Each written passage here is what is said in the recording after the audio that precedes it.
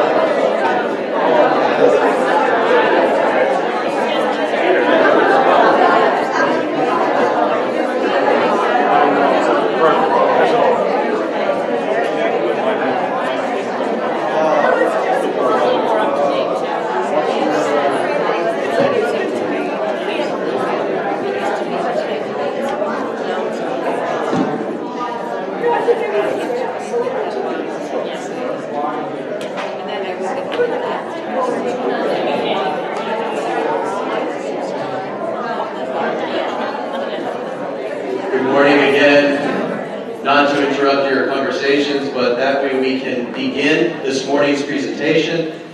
And again, as Father Andrew George mentioned, we just want to thank you for your offering, what you do. And I don't mean this each and every Sunday.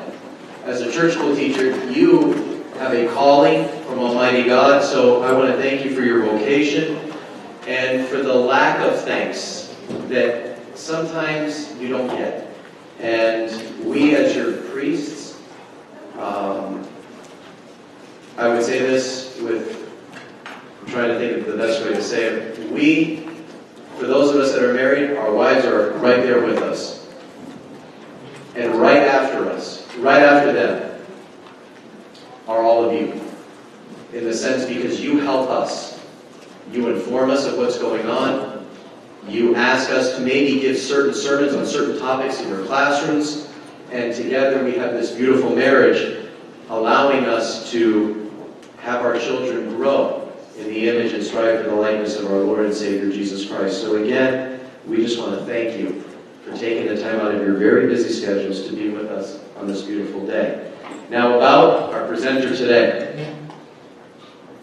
This, I think, is one of the key highlights of her many, many wonderful things that she has done in her life still.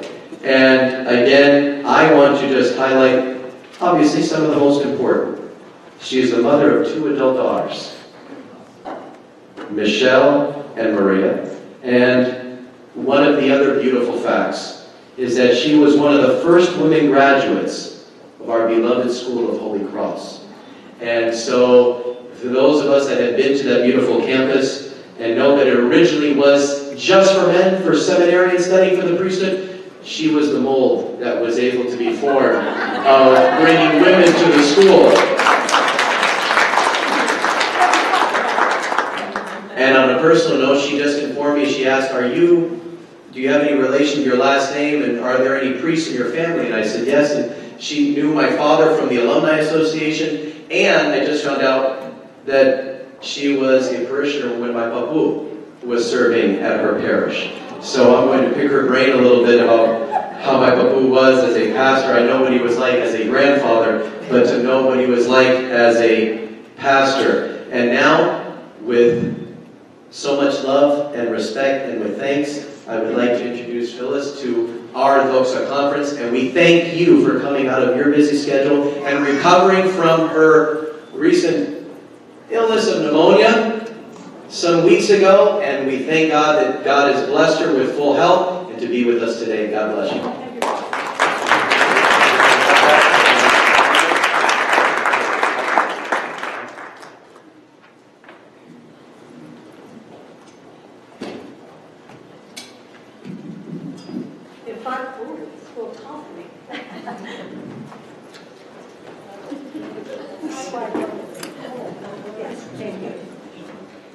That's good. I was 5'4", now I'm 5'3", so those of you who are over 50 know that. I should also tell you that I've known Father Andrew since we were in our 20s. When? 20s. Before we were 30. And had I gone to seminary according to my class, I would have been in his class. But women weren't invited in. Oh, okay. But we go way back, way back. And as I was talking with some of you, who's from Arlington? Okay, Father Castellan and I were schoolmates, and I learned my Byzantine music by sitting in the pew listening to him, his wonderful voice. And the Peabody people, okay, Father Pastukas, his wife, Presbytera Claire, her sister is my Presbytera, Holy Paul. Yeah, isn't this interesting how we...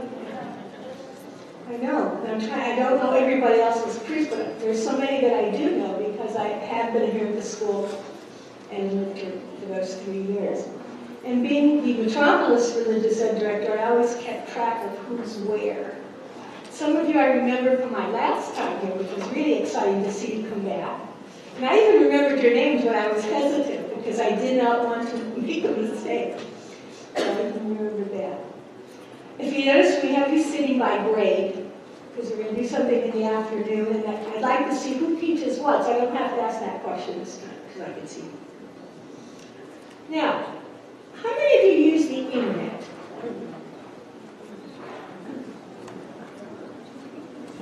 They download things from the internet? Okay, all right.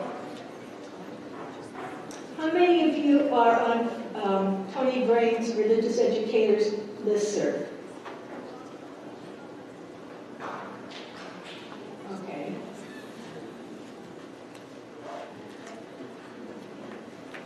This week he sent out the article on living tradition. That's a good article. And now during the Lenten season too, we're regularly sending out weekly articles. How many of you are on the Youth Worker Pulse listserv from the youth department? Well, especially those of you who are in the teen classes, I would suggest you get on this one too. Actually, all of you. You can just go to the Arch Guide, Go Arch, and under Ministries, there'll be one of those windows that says listservs, and you can add to whatever listserv you want. There's also the Archdiocese e-bulletin. That comes out every week on Thursdays. That's also a good one. The one that was big this week had the flyers actually on the side there, but it had to do with its new video series, Discovering Orthodox Christianity. But there's always new resources, whatever new resources are happening, we'll hear about it from there. Now we have a little bit of an echo. Too close. Okay. I want to see what you can tell me. Have any of you used the Antiochian Archdiocese Religious Education? You know it's there. How about the OCA's Department of Christian Education? Good. Have any of you heard of the mustard seed for small church schools? Okay. How many of you received Praxis magazine? Have any of you heard of Little Falcons children's magazine? All right. Okay. Now your grandson will know all about them too. All right. And one more thing. How about the section of the Department of Religious Education's website, which has 13 articles on religious education basics and planning?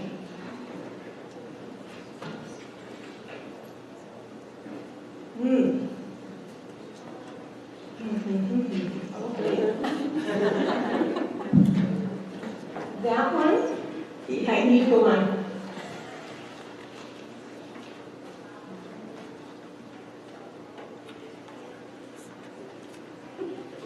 These are the articles you may have at your leisure. Here's the one on the article that was in Praxis on how to make palm crosses there, for example, and some other things that you would find interesting in education. So even if just the director does it and then prints it off, I know we can get lost in paper, but there's some things we need to have a notebook for each teacher. So these kind of things can be kept together. Anything that comes out of the DRE is great stuff. They even publish my stuff. So. Phyllis, can you repeat that? What's that one? This is Religious Education Basics and Planning Tools. So when you go on the DRE's website, that's one of the buttons, and one of the things you can cut. It'll have this icon on it. Which one's that? On the Department of Religious Education. We have so many wonderful resources for new teachers this way also.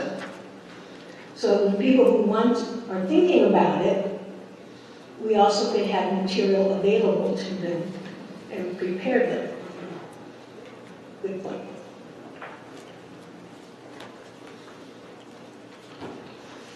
All right, you all passed. Oh, did you all turn off your phones or put them on buzz? vibrate, please. I was giving a talk at the Metropolis Clergy Lady in my workshop, and I had left my phone. So I made sure I turned mine off.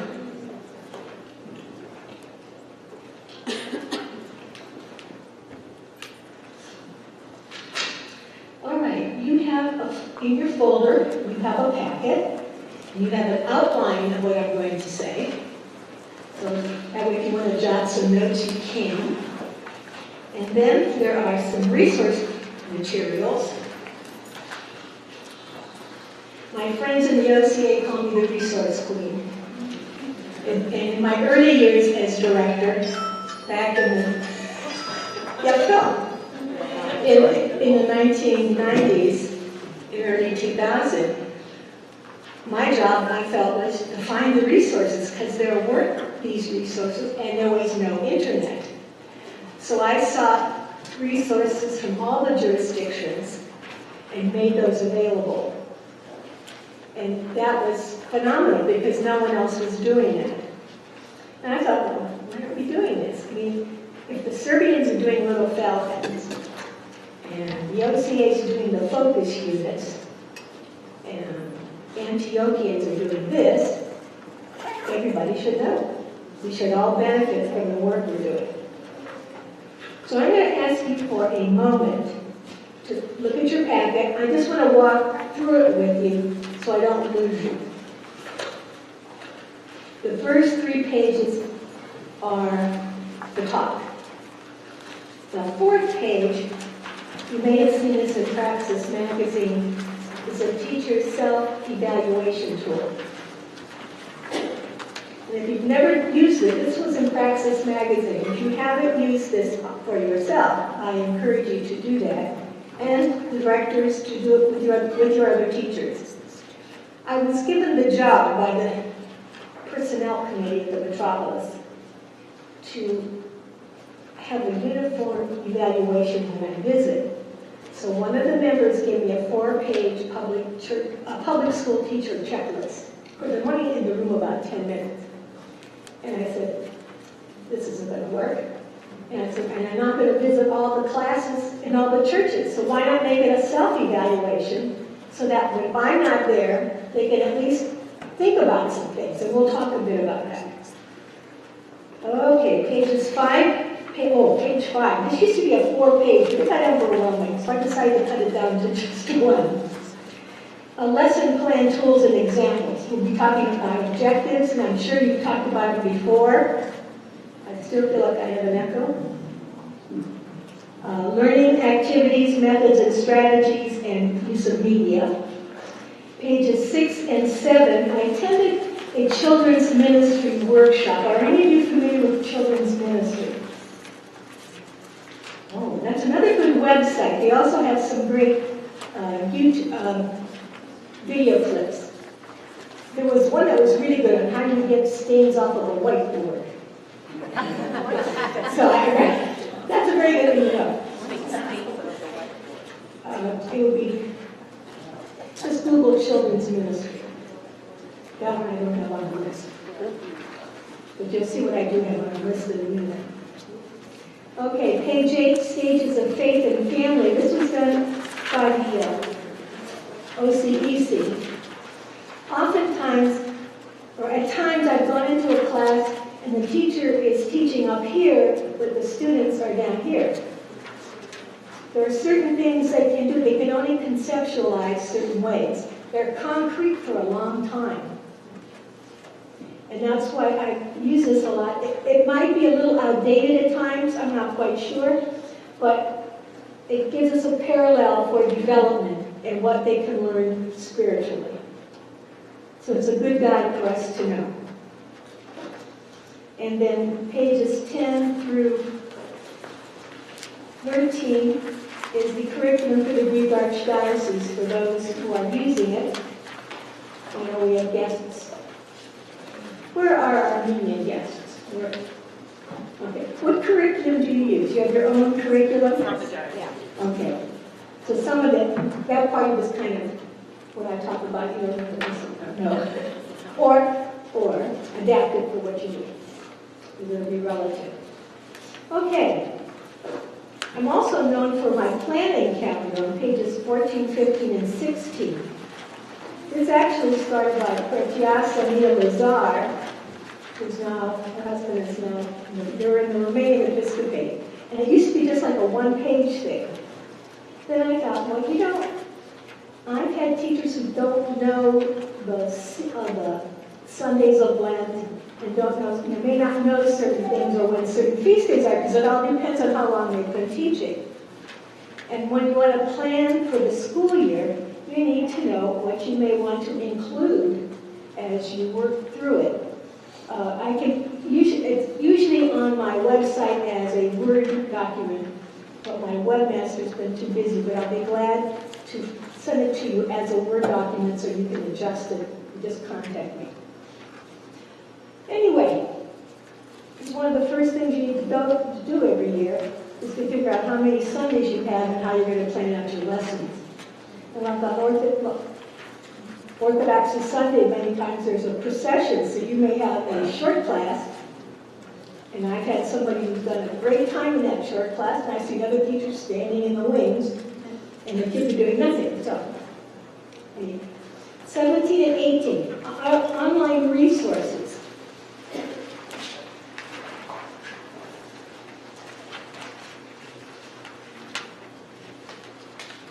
I have had those outside the Archdiocese tell their teachers, these are the safe sites. I have to tell you a funny story. I have my godchild, Paulina Livanos, her patron saint is Apollinaria. I Googled that, and I ended up on a gay and lesbian site. Because she dressed as a man to live in the desert. She was not a lesbian. But there are times when women would dress as men because they wanted that piety and there was no outlet for it. So they were out in the desert someplace. But sometimes we end up in strange places, so just be aware. We'll talk a little bit, but a lot of things, if I refer to something, I've given you the website here, so you don't have to write it all down. And I'll try to flip us back and forth. But what I found is, at least when I first started this, everyone didn't know where to go to get stuff. And I knew where everything was, but it's like, well, I need to tell you where it is so that you can find it. But the Archdiocese website, the sites for curricula, Bible resources, church fathers, crafts, resources for directors and teachers, discount books, which is not orthodox, but if you're doing Bible study, it's great. The Center for Family Care, if you want articles about the family, homeschooling, icons, to order icons, about icons, lessons online, work that people are doing around the country, that they're putting online. It's like, if you want to learn about church architecture, it's already done. The lessons are online for you. It's like, hello? It saves you a lot of time. Let's see. And 2 of our metropolis offices have websites that have good resources for religious ed. Then there's music. On the next page, online Orthodox programs, Orthodox organizations. Do any of your students, are any of them involved in scouting? That is not as popular as it used to. Are you aware of the Orthodox pins and things? Okay. That's why I keep that one handy, because within scouting, each religious community has certain pins at certain levels. St. George, I think, is the first one. And that's something where we can even present it at church, so people see that we've accomplished something. It should be done together with the priest. I'm always into presenting the children in the church whenever we can, some accomplishment, and promote it. Printed magazines, everything you ever wanted to know about Prospero, 2 publishing houses, saints. Now, my favorite one is the last one, God is Wonderful in His Saints. Very user-friendly. This was done by John Brady. He's a convert to the faith, And while he was homeschooling his son, he was going through all of the different books. He used the Orloion from a women's monastery in Greece. I should remember. It's a women's counterpart of Monathos. But anyway, so when he started this, every week on Friday, he would send us a batch of saints for that week so we would have them. And finally, after 3 years, he had a complete enough of them. And you can identify the saint not just by the date, but by name. Sometimes we don't always know the date, so that can be helpful. And that St. Nicholas Center just above it is ecumenical. Everything you ever wanted to know about St. Nicholas from every country in the world. Everybody's got neat traditions, and there's some icons on there as well as some crafts. Our seminary bookstores, the mustard seed is for small church schools, but all size church schools can use the crafts and the ideas. Special sites. I found this virtual tour of a church in Finland. And you have to press the British flag so it's in English, otherwise. And I've been in contact with the woman who is doing it. They're a group of college students who are trying to present orthodoxy online to that part of the world. And it's like, oh, isn't it nice to know that there are people in the Scandinavian countries? In Patska Polyglota, 250 ways of saying Christ is risen. And how many different languages you can say it. So that, I think, would be fun sometimes with the kids, just to hear someone else saying Christ is risen in some unusual language, some language we don't know. Resources for teachers, for teacher training. The Antiochians have a tithing program if that's something you want to incorporate. And there are youth websites, podcasts, articles, and resources. There are 4 sites there that would be helpful. So there's lots that we can use. And 20 years ago, there was nothing of this. This is all new and fun stuff. For a while, part of my job was to keep everybody informed. So every time new resources came, I would forward them to all the church school directors and clergy with a note. Sometimes I would reformat something like Tony Graham's article on living liturgy. I would reformat it for a bulletin so that the priest can put it in his bulletin for that week, because that article is good for all ages. And there are a couple others that were just fantastic. I said, oh, he made the cross, compared it to a compass. That was in last year or the year before. Those articles are worth just keeping, so I have a file of Tony Graham. All right, 19 and 20 are just ideas for creating lessons, with or without a textbook on page 19. Because I know when we have smaller church schools, we may not be able to use a textbook. Or there may be a topic you want to do and you have no textbook, but you have resources. So this kind of is a guideline, and again, we'll talk about the gospel reading. We'll talk about the 11th to 10th Sunday gospel for children is on your tables in the plastic windows. We'll talk a little bit about that. And then, at one time I saw a lesson plan done by the minute. How many minutes do we have? How much time do we want to spend if we need to keep our time going? So that's what page 20 is. But when I went to the Archdiocese, to the DRE's website, there is a fillable. There's a lesson plan that you can fill in, which makes your job really easy. And I didn't have time to add that to my list. Page 21, 20 ways to teach Palm Sunday and the Nativity without using a textbook.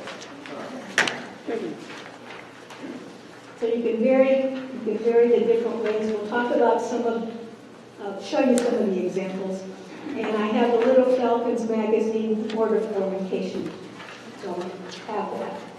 And now they're doing, some of them are out of print and they're reissuing them under different similar names and additional material. So let us begin. Any questions so far?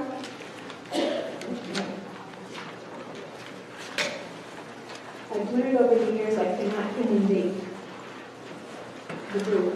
Everybody gets like, what are you doing?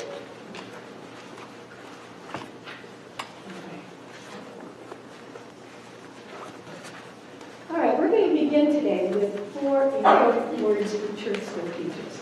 The catechists. Metropolitan Maximus of Pittsburgh was my professor at Holy Cross, as was Father Harrigus and Father Stephen Novolas. I don't know, names that you have seen as authors. And I asked for a blessing to do my work, and there is a prayer for catechists. And I happened to be at one high school class, and the teacher was saying that Cosmasi Tolos was a teacher. I said, well, that's a catechist. I'm that. That's a category of people within the church that we need to revive more. Because you are all catechists without the official big prayer. But we have a very important role. Because in the scriptures, we have different categories of people, and one of them is teachers. Preachers, teachers. So that is a vocation. It's a teaching ministry vocation. We have commitment. As long as we teach youth, we need to be committed to what we do, and that God works through us, through you and me. What I do today is not me.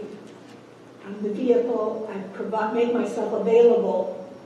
And what will come out today, I hope will all be the Holy Spirit, but there'll be a variety of things. Preparation. I think it's really important to keep your lessons in the back of your mind all the time. In theory, you will have gone through your entire book before the school year, so that you know what's coming ahead. Because you may find out an article, a photograph, an idea, a book, a video, that you can say, oh, I can use that with this lesson. But if you're not thinking about them or have them in the back of your mind, whoosh, they'll go by and you won't get to use them like you want to. And prayer. Praying for ourselves to do the best we can. Praying for our students' parents to understand how important it is for them to come and to bring their children and not go to sports and not go to horse training or ballet or traveling sports. I had my Sunday school teacher's daughter was in my parish, and I hadn't seen her 3 sons for a while. And when I finally saw them, I said, where have you been? I said, I never asked that. I said, I have missed you. And they said, well, we were on a traveling team of whatever. I said, will you do that again? And they go, no. I said, good. Because they were just totally disconnected from the parish.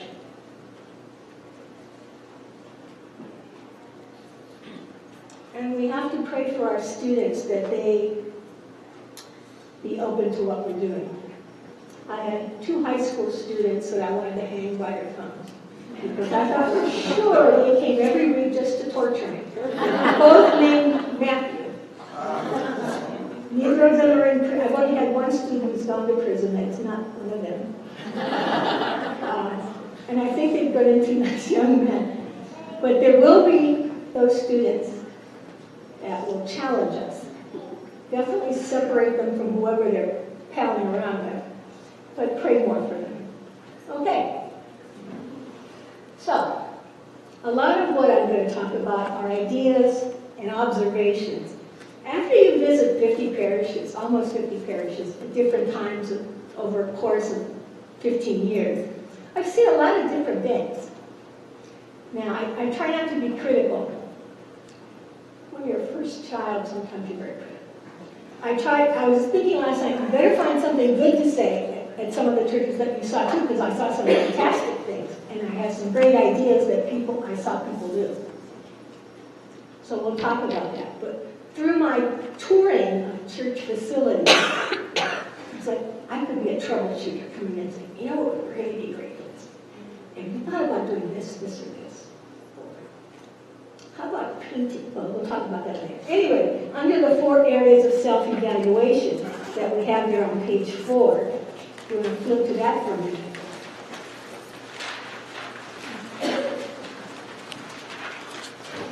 I'm always very concerned about the atmosphere of the classroom. I've been in places where it's a dungeon. There are places where it's a warehouse for the festival. Or the dance troupe costumes are stored there. I was in one place in Erie, and there was stuff all the way around. I said, can you at least put it all on behind the kids so that they don't have to see it? I mean, this is their room. We want to tell them we love you. We've given you this particular place to hang out for Sunday school. What does it look like? And there's several different things, and I'm Martha Stewart when I say zero window treatment. Is it colorful? Are there things on the walls? I went to one parish, there was not a bulletin board in any of the rooms. I'm going, why don't you have a bulletin board? And there's nothing hanging. There's no colors, black. That's not good. It's not stimulating. Our young people need to be stimulated so that they get enthused, and that enthuses us when they get excited. And they can even be part of putting a bulletin board together. So I look for that. I also look to see if there's a window in the door. If you know anything about the Archdiocese Youth Safety Program, which was originally done for the camping situations, and when I had gone to the training session, the vice president of the company did this for the youth directors of all jurisdictions. And Dr. Brain thought we as Metropolis directors might enjoy coming, so we did. And she made the point that every door should have a window so that nobody can snatch a little kid and behind a closed door. And I thought, ooh, that's a good point.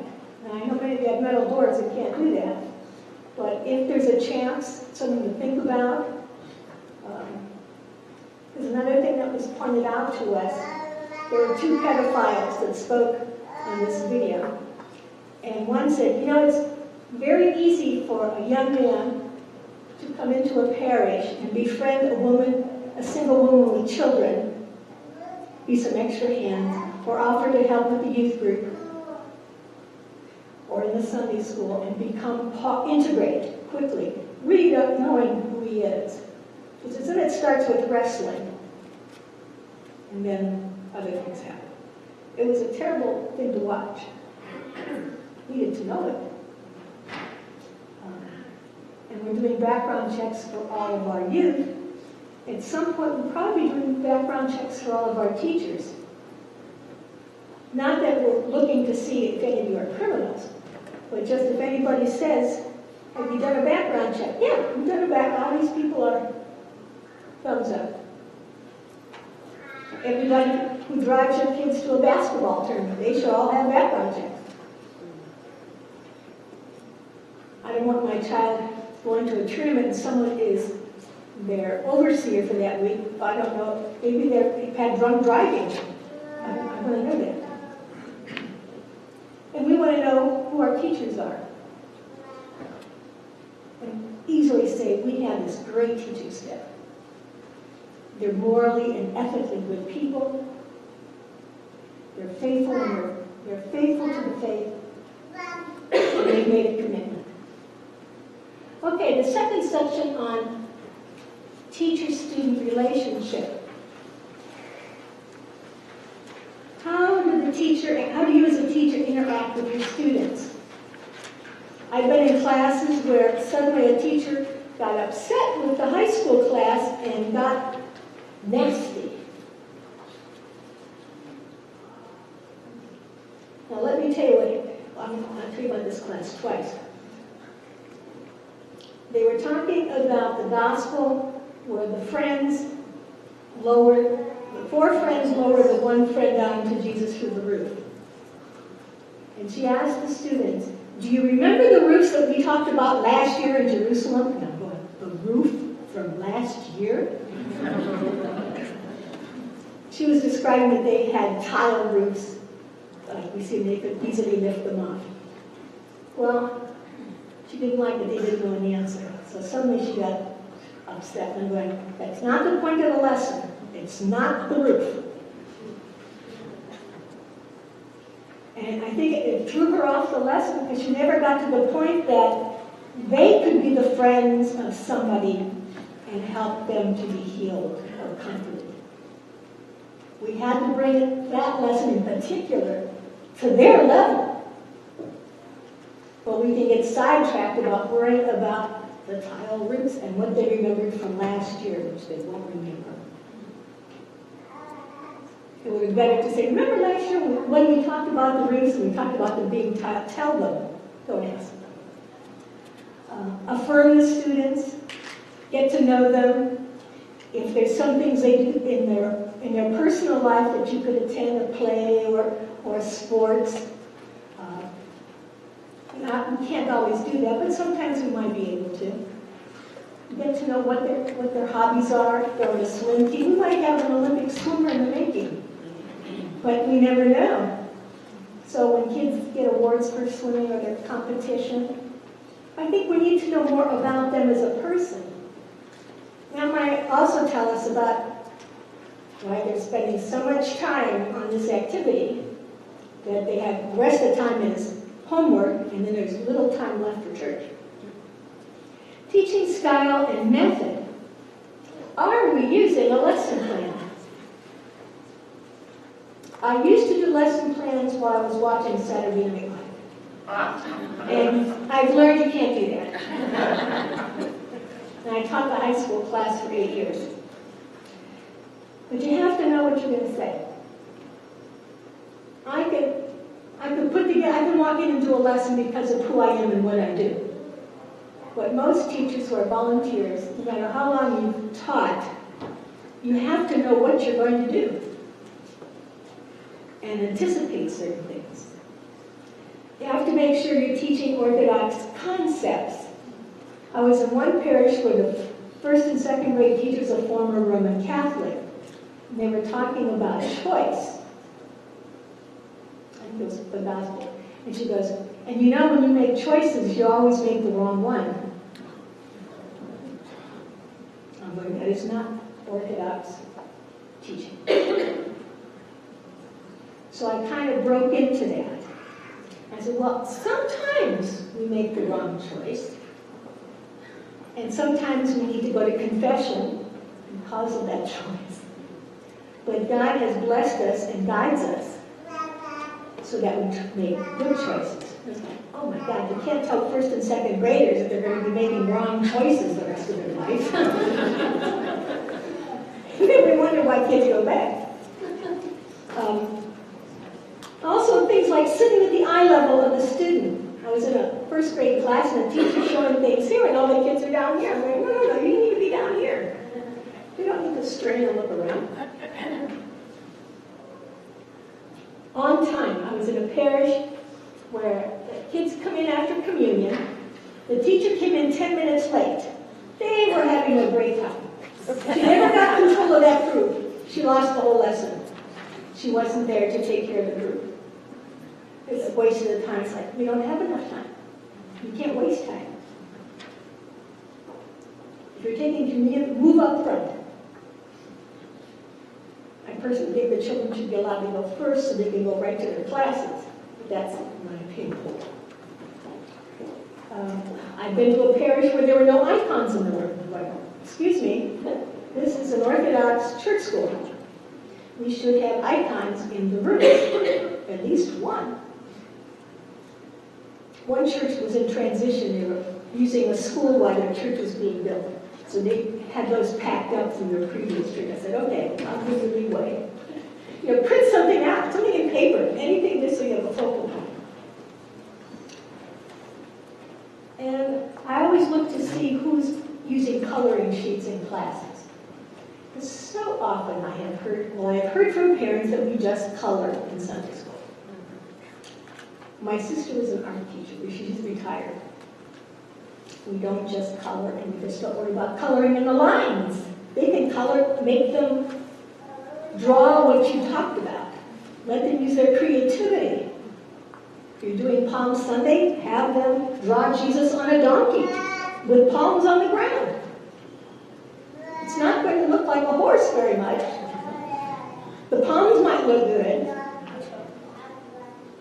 But if everybody draws that, they will remember rather than just coloring a page.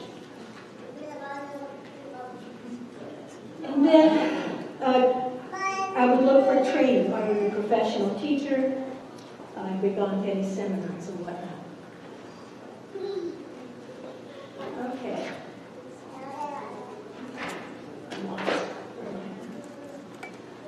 The third area was seeking to be a faithful Christian. So I talked about those examples, and knowing and living the faith. And Father Andrew made a very good point.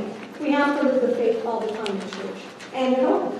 It should be something that's second nature, it's first nature to us. One time I was walking into church, and this gentleman and his wife were ahead of me. It happened to be the time of the great entrance. So Father Jared was coming into the narthex. And this man said something GD, and I'm going, excuse me? You're walking into the narthex, Father's got the gifts, and you're saying that? And I asked Father, I told Father, I said, Father, I was really kind of concerned that this individual was, whatever. And anyway, I'm glad a child wasn't there to hear it. And you don't walk into church saying words that are inappropriate. We should be in a prayerful mood. The one thing I noticed when I was in Greece, they had those beautiful courtyards, so that you have a chance to leave the world. You're walking towards the stairs, and by then, it's like, oh, I'm going into church.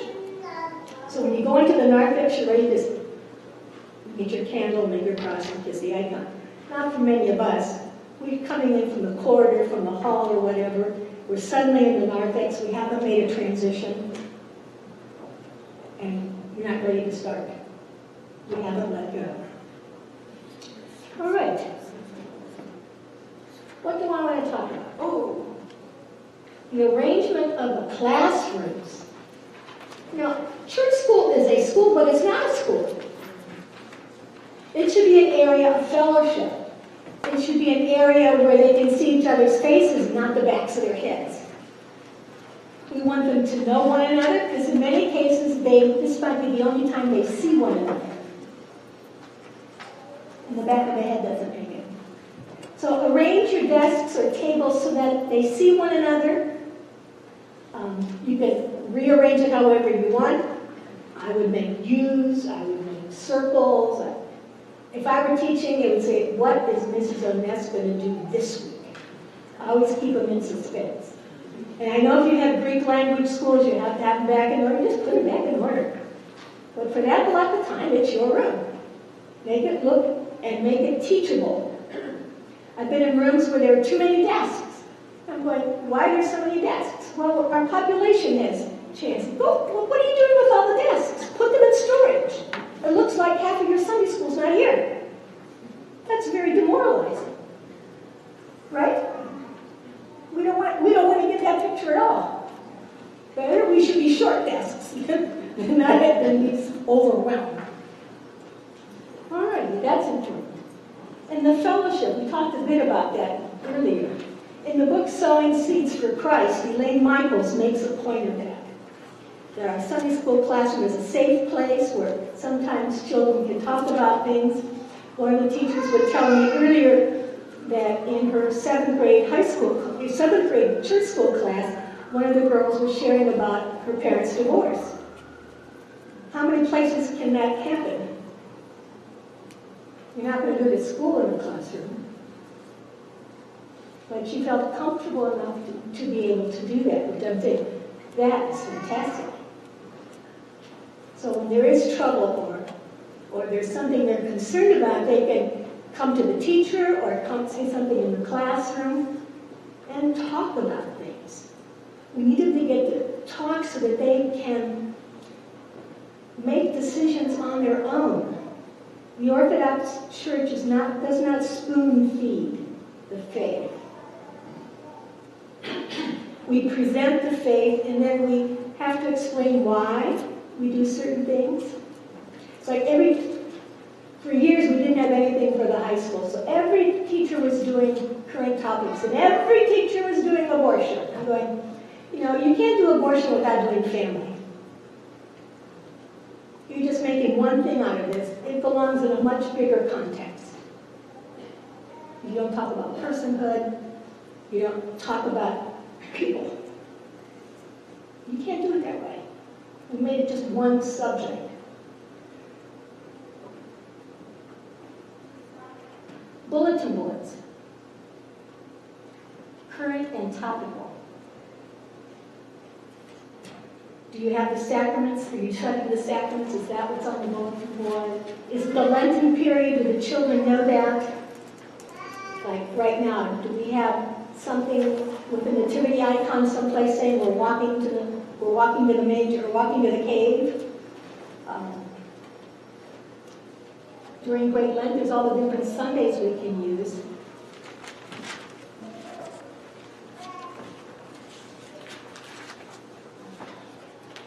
The Antiochian Archdiocese thought, we need to share with our children the holy sites. Now, these are the smaller ones. These are the card size, but they have a 12 by 18 size also. And these are of the Tomb of Christ and Holy Saturday in the Sepulchre. So, shouldn't we have some nice Orthodox posters around? And how many times do we have people who go to the Holy Land and send us postcards? What do we do with those? Put them in a box? Why not think about leaving them around, putting them as part of a bulletin board that our children can use?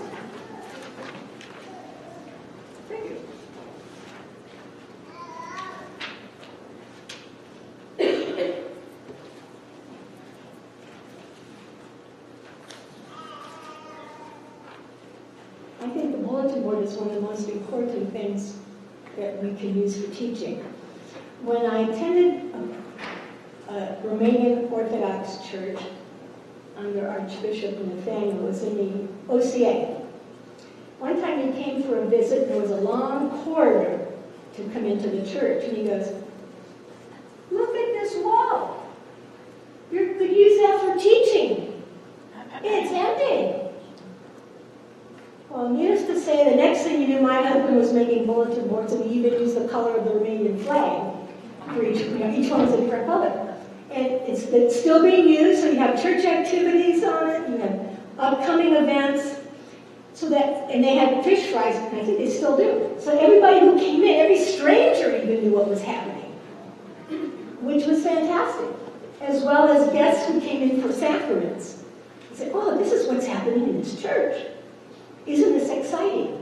And then when there are pictures of the children, look, well, it would be Buna, it's Buna's grandmother.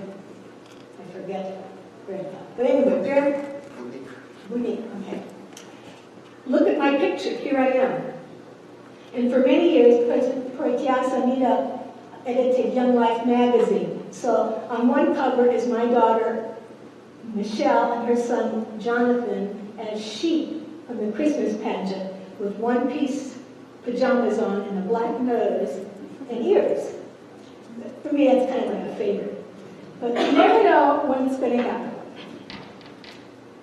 And how many of you have the Sunday bulletins with the icons on them, Vestal printing? What do you do with those? What have you done with them? Okay. How is anyone using it in the classroom? I've taken and put them on a piece of wood and make a little. Okay, you can do that with them. What else? How else could they be used? We use them when it's Orthodoxy Sunday. Mm-hmm. This way every child. Okay, everyone's got an icon. How can we use it in class? Yes. I mean, you could just mount them on a large sheet and label each one and have them displayed in the classroom. That can be done. What I have, do you have another idea? Well, we use the picture to explain Yes. in detail who's who and what's what, and why one is higher than the other. Well, I have used them, for example, the pre-Lenten Sunday and the Lenten Sundays on a bulletin board.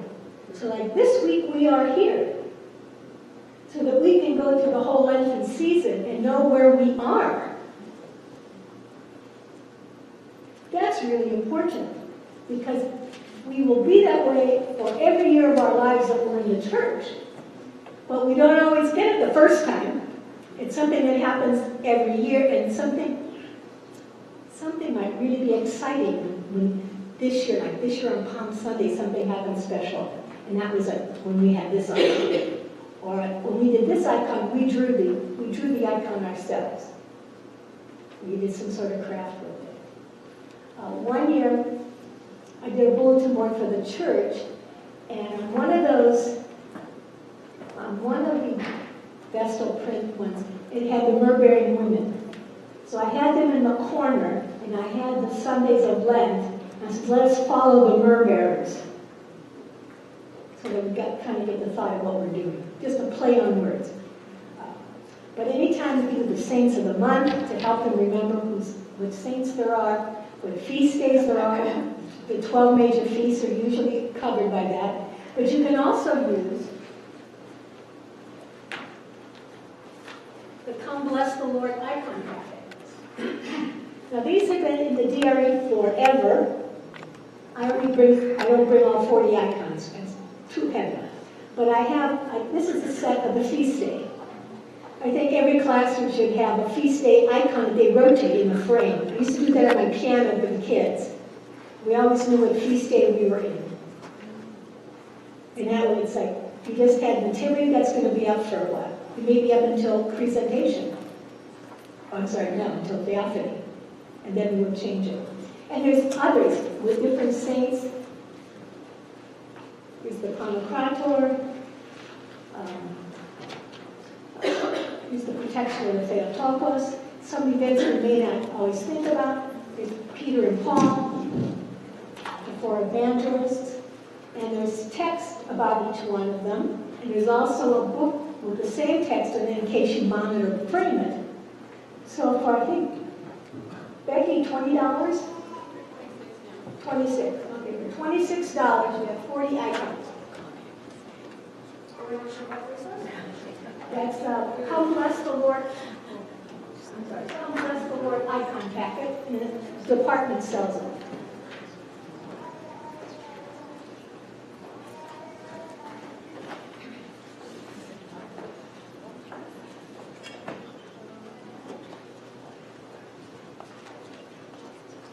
How many of you share classrooms with Greek school?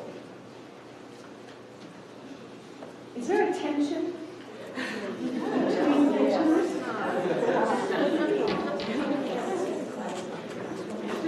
That and Sunday sports is common to all the parishes. We shouldn't have that tension. It's kind of like, I think we're on the same team. These are our children. It's just a different ministry within the youth ministry of our church.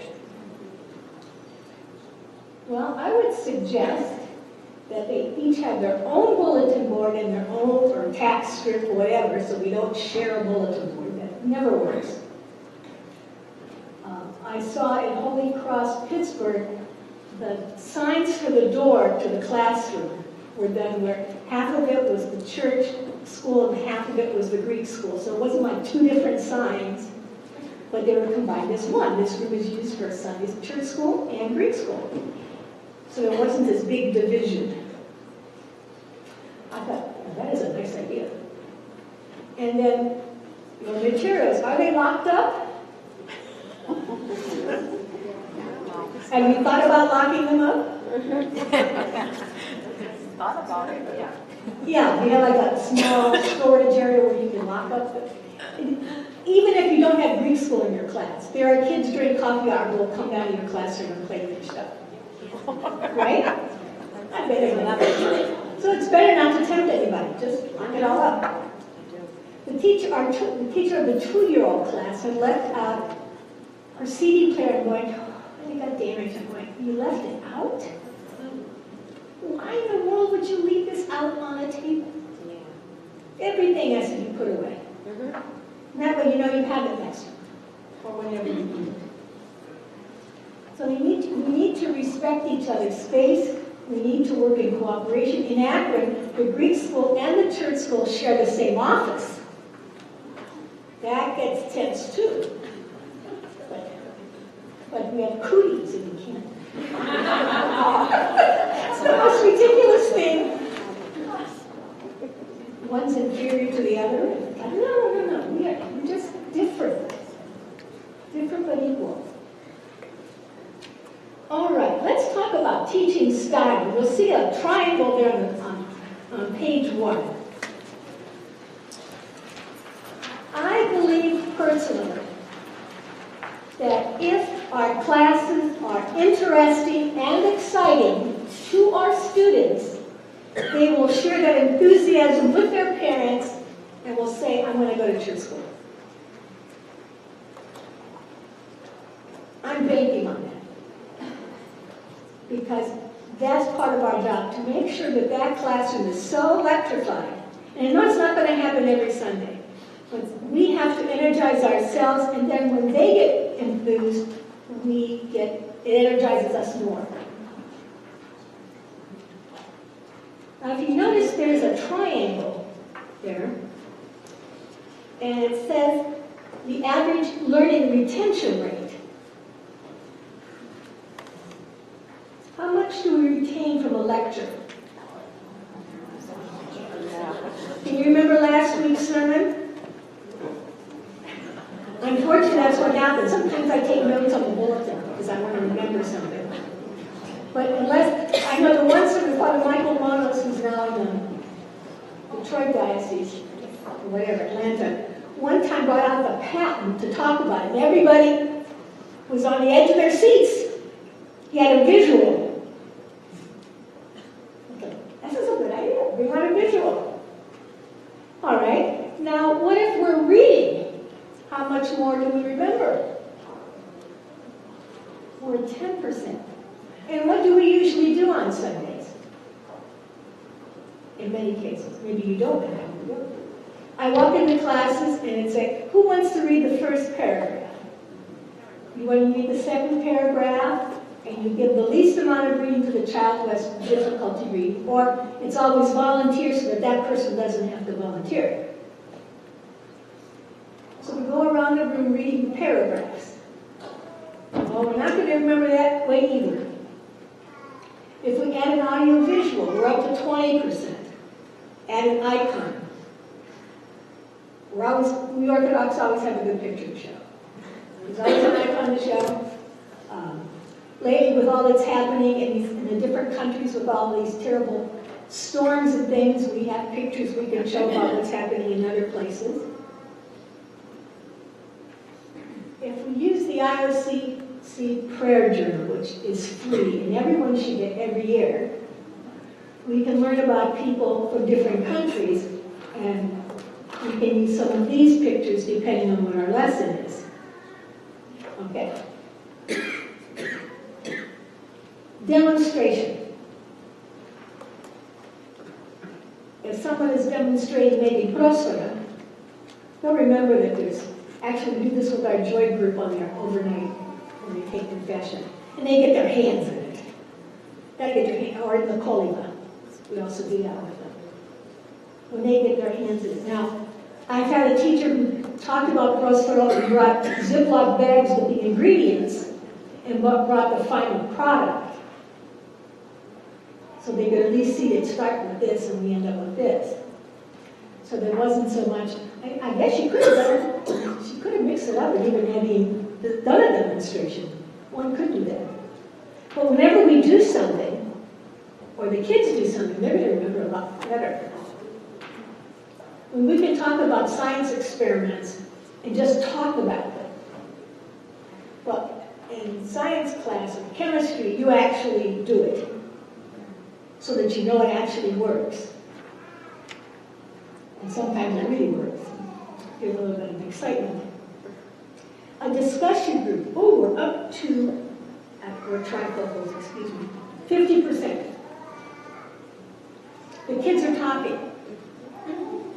When they're talking, they'd be asking questions, or asking and answering questions. We'll talk about some ways of doing that are good ways to do it. Practice by doing.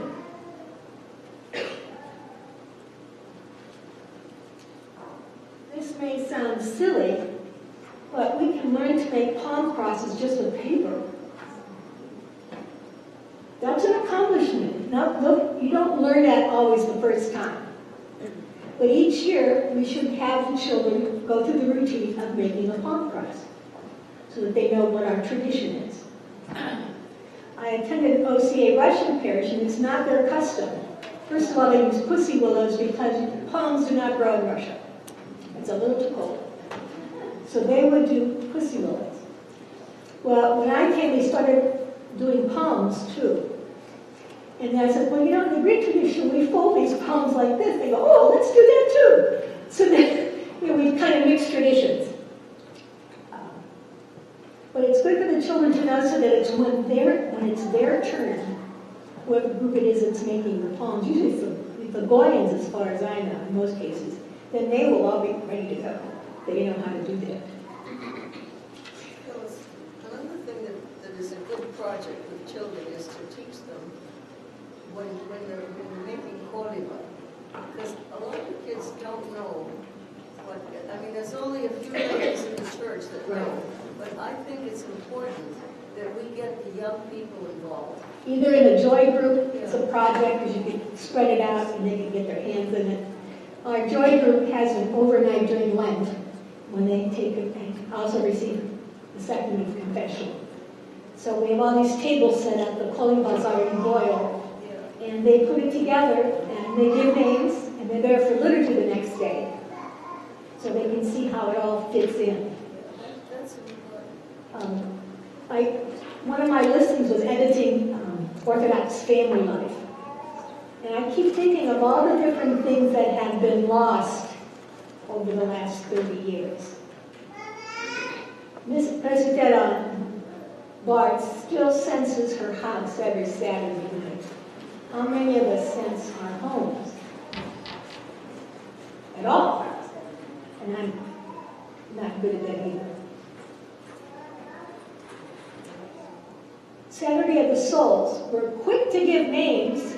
Are we there when they're read? Can we make a bowl of koliva? I have a recipe for it, just for a bowl. So you don't have to worry about if it's dry or not. It just sits in the bowl, so if it's wet, it's not hot.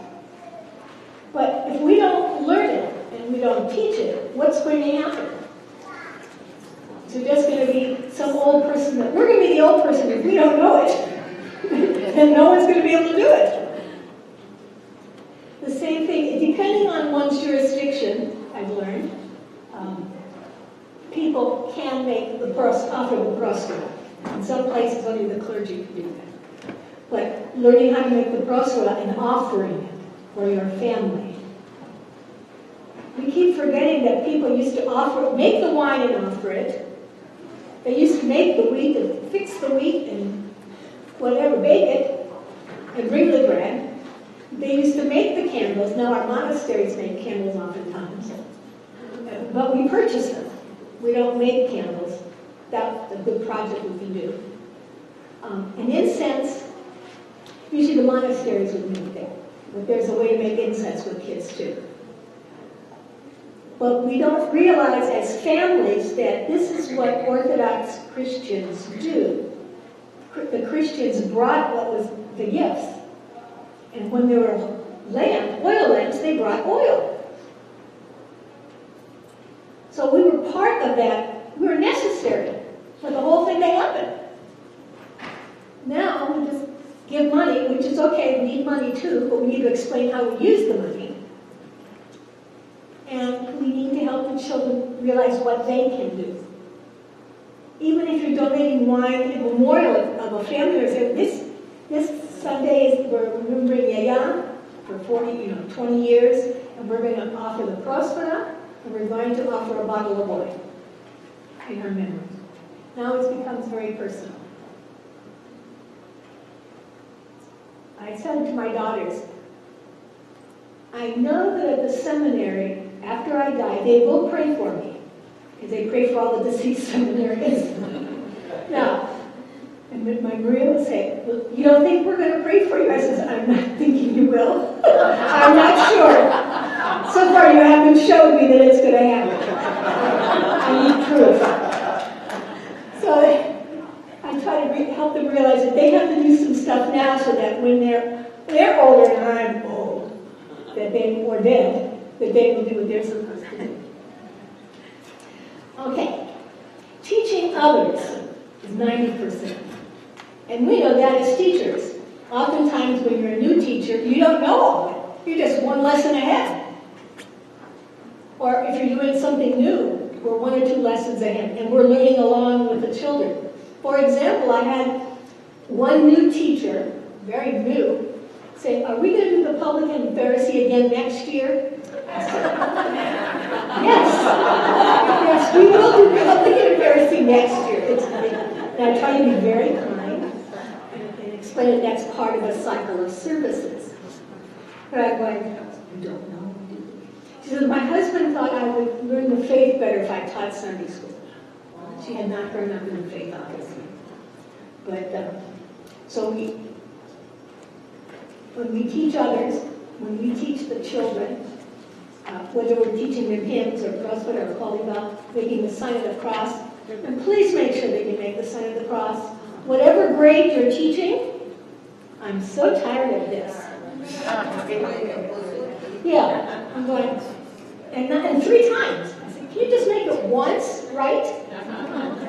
Just take the time and remember what you're saying." Gigi Shadid is a musician. She's done several children's CDs. And one of them has to do with the cross.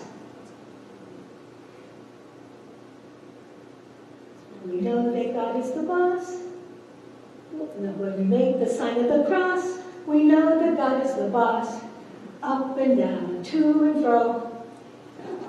Fun, right? So in the younger grades, we should be singing along. And when they're real young, we should be looking in the mirror, or you're doing it backwards, because that really confuses them if you're going right and they see left. But there are ways to do these things. In theory, they should be coming to church school knowing how to do those things. It's like we should have a list, like when we come to kindergarten, we should know this, this, and this. It doesn't know exactly. Can I say something? And I actually got it from the special needs the room. We have I put a visual of her son because she had it there, and I said, "You know what, Deb? Really love that doing the sign of the cross, how you do the hands, and we do that every single Sunday. I do the Lord's Prayer with them, and it's really good. You know, we usually have one of the older kids start it and have a book of the Lord's Prayer, and And now I find out that a couple of them go around almost all the time blessing themselves at home, and I'm like, wow, that's really good. My great niece Kenna, when she was 3 and 4, would say the Lord's Prayer. And I was working on a curriculum for 2-year-olds. I was editing it. And that's they were just learning Holy God. I'm thinking they can't learn. I didn't think they could learn the Lord's Prayer. But Kenna's exceptional. Plus, she has parents who are both civil engineers, and their mother's at home. So they're going reading and whatever.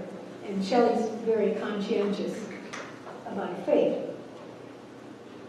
But I was amazed at what a child can learn if we take the time.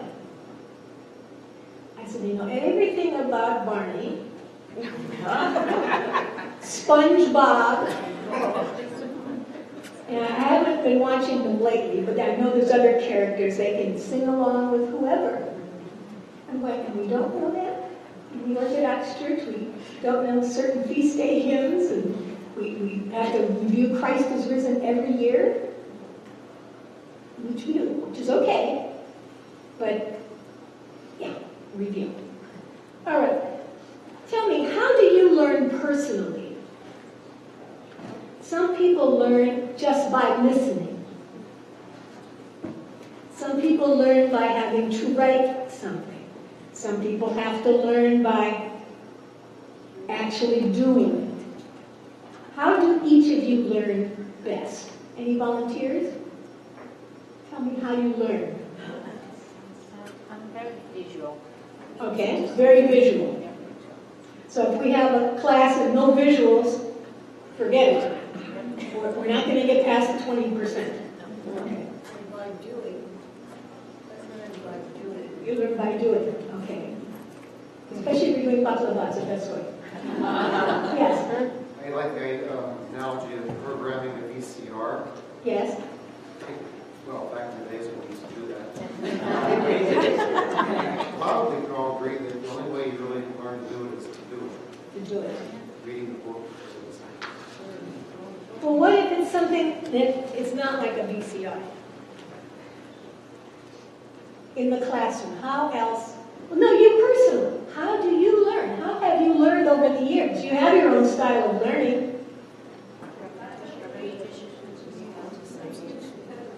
I have a combination of different. Okay, that's all right. And what combination of what? Well, sometimes I read, other times I'm in a discussion, sometimes I'm actually doing All right. When I was in seminary, and Father Castanas, who was now at Arlington, was a seminarian, I learned the hymns by hearing. The women were not allowed to take Byzantine music. It was enough that we were on campus. I keep saying, and others say, no, I said, I think they didn't want us to teach anything that would make it sound that we could be priests. And this way, if you can't do Byzantine music, you can't be a priest. Even though we kept telling them thousands of times, no, we're not here to be a priest, I'm not here to be a presbyter, I'm called here to do education. And after me, I didn't want to marry any of them.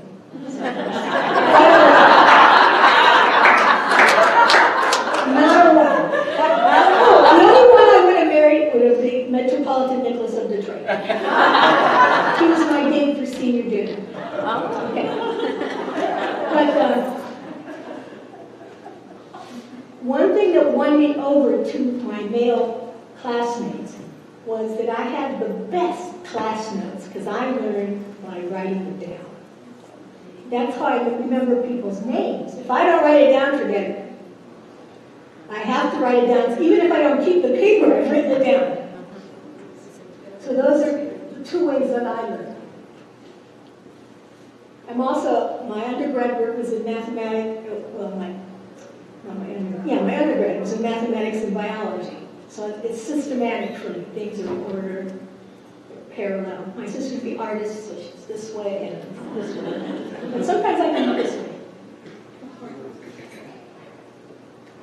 So if you learn in 3 different ways, I learn in 2 different ways. And the church uses what senses? How does the church teach us during liturgy? All your senses. So we're covered. And if we're doing it right, we can be moving. We don't know when you're supposed to bow or kneel. It's like when it's the feast day of the cross, we talk about kneeling and everybody's still standing. I'm going, excuse me, we're supposed to be on our knees. And had we been there the day that cross was processing in Constantinople, we would not have been standing. We would have had tears in our eyes, we would have been on the ground. When I went back to St. Nicholas OCA Parish, one of the young mothers came up to me and said, Phyllis, I'm the church school director. You probably never thought that I would do that. I said, oh, I'm not surprised. And she goes, why? Because I said, I watched you with your children. They knew when to come up and do prostrations. Russians are big on prostrations. The prayer of St. Ephraim, the whole parish does it. But when during the holy seasons, they would come up and to venerate certain icons, you would do prostration. They were really good at it. Very young and very good. So they had that training, she had that training and she passed it on. I said, you have the basics. That's really important. And I made her feel really good that I said that, but I also meant it. We as Orthodox move. And most of the time when we get someone who's new to the faith, the first thing I want to do is rip out the pews. Because they're bothersome. We can't move. We can't do what we're supposed to do. We can bow, and many times we're not bowing. And some of the prayers are effective only for those whose heads are bowed. So you have to watch out. If you're standing still, you're not going to get the benefit of the prayer. So we need to realize that. But we need to be, our bodies pray.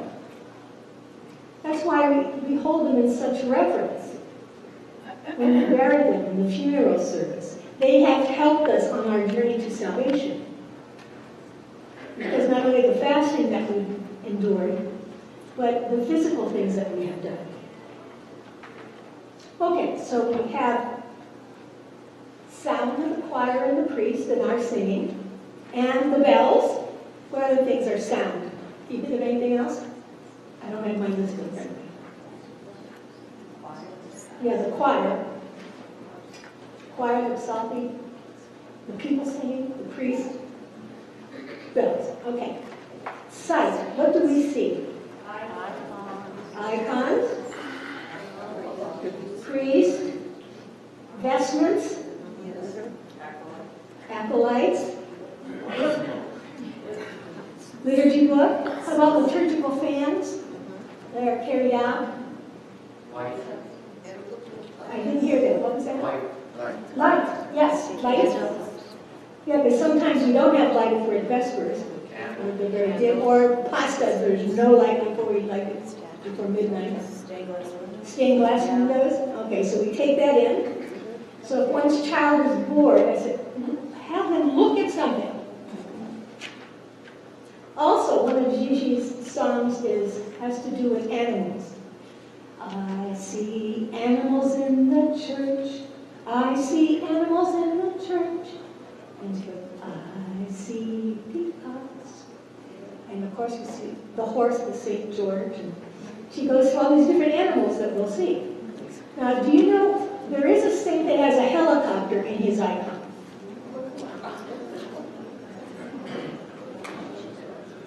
Now, obviously, it must be a 20th century saint.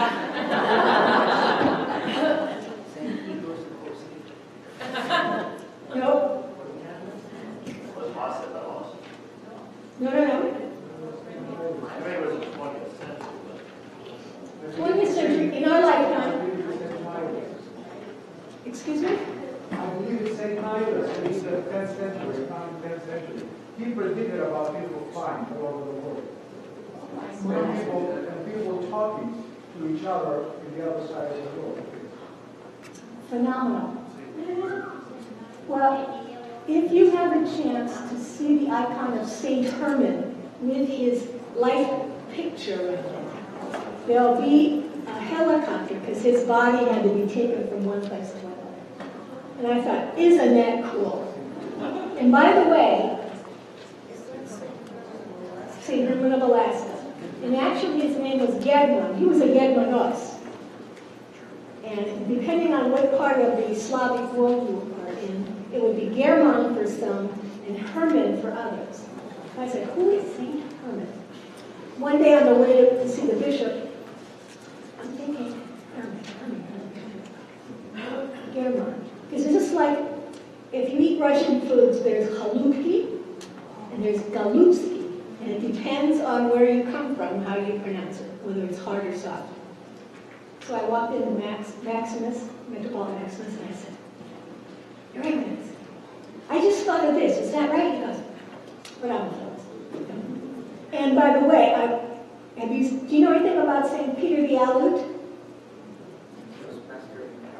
Yeah. Well, I was in Greece at the bookstore for the metropolis of Heraklion, and there was a book of him in Greek. And I thought, well, that's interesting. Very interesting to know about the American saints who've been canonized in America and our own. Okay. I mentioned, let's see what else. Ooh, audio visuals. There are some. Oh, are we close to lunch? About 10 minutes. 10, 12 minutes. Well, we're going to have to finish the rest of this after lunch. On your tables to share, let us attend gospel lessons. Have any of you seen those? Yes. Right. The Antiochians put that out in 5 levels for every week. So you have the gospel, and I have all 5 lessons stapled together. But there's from preschool, kindergarten, first primary, I think 5th and 6th, high school. But for the younger grades, it's paraphrased. For the older children, it's the actual text. then there are questions already prepared for you. Because so often it's like, I don't have the questions. I don't have time to make the questions. And then for the younger kids, oftentimes there is a coloring sheet. And a couple of years ago, Carol Buleza, who's the director for the Antiochians, thought, you know, we read the gospel in a very calm way. We might chant it, but if we're reading it, it's kind of like a monotone. Now, do you think when Jesus was asking Lazarus to come out of the tomb, he said, Lazarus, come out? He was doing Prices Right. Lazarus, come out! When he was chasing the money changers out of the temple, he was not calm. But we always see him as a calm Jesus. So the thought was to do a reader's theater. So now with each gospel lesson, there is a skit. So I put that on the top page, where the kids, it might be a narrator and something else, but where the kids that read, you could act it out each week. I'm thinking, oh, I'm great. When I was director, I used to have a closet with costumes. Because I knew that as soon as I put a robe on somebody or a sash, they became someone else. And even if you don't have the costume, I think they would get excited about doing this. Like you're playing the part of the publican, you're the Pharisee. They know the parts. And you can give them the sheet to use as a text, or they can just play by ear. But I think they'll remember it much better. It's like when you see a little boy wrapped up in toilet paper, you know it's Lazarus. Okay, that's a doing. Participation. Yeah, you're laughing. That was a vacation church school lesson. I cracked up. But those are those hands-on things, and then kids took turns at me. Can I share something really quick? There was one specific class that we were using this in our school, and I was subbing for 5th and 6th grade class, and it was very low attendance in my classroom and another classroom. So because we were so low attendance, I knocked on the door, next door, another class. I can my students come in? They want to present something to you. And it was one of these kids. And it was just 4 students, and they were so, I told them they could be creative, but keep the text. And they were creative. They were making voices, and they were making like, the president's voice reading something, and they were acting out, and it was so funny. And it was a great experience for the kids that were doing, but also for the other class that was watching. And they surprised me, And I knew the students very well, even though I wasn't their teacher. But it was very surprising how creative they were. And they had a good time. I can't remember now. This is a play on the trial of Jesus. It's from the OCA's website, from one of their resources. I mixed with the wrong group. So it describes how to do it. There's text. In this case, the priest chose to be Pilate. So, and they had Mary and Martha and Lazarus there, and all kinds of people. So you have this cast of thousands who are watching what's happening. And they have the directions and the text. And I'm thinking, hey, this could be, they did it on a retreat on the Saturday of Lazarus. And the people said, after Holy Week, we really understood Holy Week better. I'm thinking, yeah, that's what we need to do. If we act it out, Yeah. those who are acting know it better, those who see it learn better, and since our young people have these things in their hands all the time, they're always looking at something, they will learn it. Which reminds me, also on the OCA's website, many of the churches in the OCA are smaller, so they can't use textbooks as much, so they've developed focus units. And there are different levels. So the whole church school could study Jerry de Pasta, and the lessons are ready for you. Or there's one on Nativity, one on the Theotokos. So if you want to take a break as a church school just to focus on something within the whole church school, you can be creative. And you don't have to do the lessons. That's the good part. You can just figure out how you want to do it and perhaps a craft that you might want to do. But there's also resources. Icon prints, stories. I encourage you to do it. Before I run out of time gabbing today, I want to tell you about another resource. Teaching with videos. Now, we have the Ellie Knott's multimedia videos with the saints. Can't watch the whole thing, they're too long. But like the last 5, near the end, there's a section about St. George. Father Steve Speakos is telling the story. And he had someone who was going to be leaving, going on a trip, and he gave him an icon, and this man took it with him. And this man ended up becoming one of the people that were held in Iran by the Ayatollah, one of the captives. And he tells, when he comes back, he shows Father the icon, and Father goes, "What happened to the face?" And he says, "Well, when we got there, they took everything from us, but one of the Muslim guards gave me back this icon of St. George, because he's respected among the Muslims." So he said, "That's all I had with me, those 300 days, whatever they were there." Pardon me? 144 days. It's even longer. And he was praying and held that icon till the point where he had worn out the face. And he said, "Father, look on the back of this icon." And it said, "St. George, patron of captives, of all the icons to have given him." I think goosebumps every time. But I'm thinking, if I want to talk to teens especially about saints and how saints work in our life, that 5 minutes will do a lot. It would engage them. There's also products or books put out by both youth specialties and group publications. There are 2 Protestant groups where they'll take a section of a video and tell you what line it starts, what time it is, because that would be divergent for videos, and what the text is. And like for one of them, it might be, if the class was discussing, can we fall in love at first sight? Well, the reference they used was the video of Leonardo DiCaprio on the Romeo and Juliet. And if you remember, for those who have seen it, he sees Juliet through an aquarium. So it's an interesting visual. And he fell in love with her. So you can see the small section, maybe some words. And then there are questions for the facilitator to ask. And being good Protestants are also Bible verses.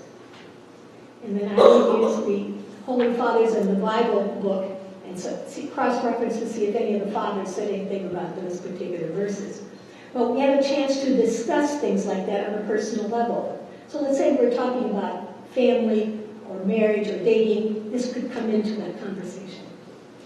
But we engage them with a short video. It could even be done with things, liturgical videos, sacraments, focusing in on a certain part of the sacrament. We can use them, and just part of them. So I encourage you to try doing that as well. I'm going to say, I think, one more thing and then we're going to lunch. I mentioned it earlier about teaching to the grave. How many of you go to the Archdiocese site to download things for Sunday school, for church school? Okay. Before you hand it out, do you review the vocabulary? Oh, I'm so glad. Yeah. Yeah, because I was in one class where someone had not done that. And the children were stumbling over these words, and I'm going, we're making this journey to Christ very difficult.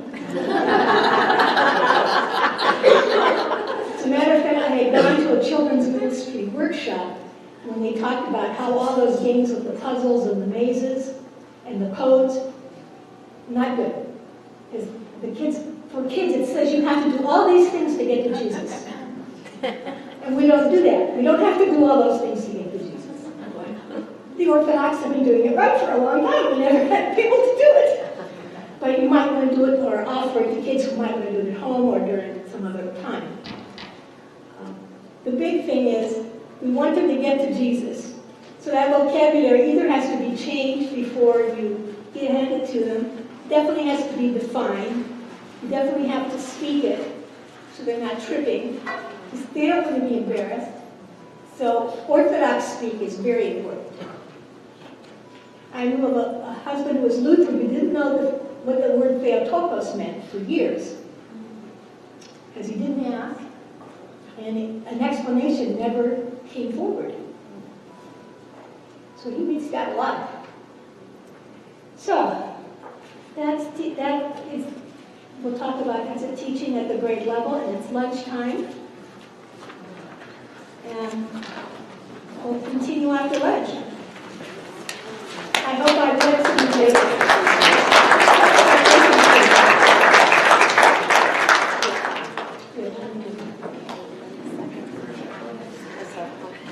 With having lunch, we'd also like you to take the opportunity to visit various tables and displays here in the room. The two doorways that you entered and technically also depart from on the left and right, there are some items there. There are some there Schleissig's recent products and news releases and announcements of youth-related things, which of course youth-related is the church school.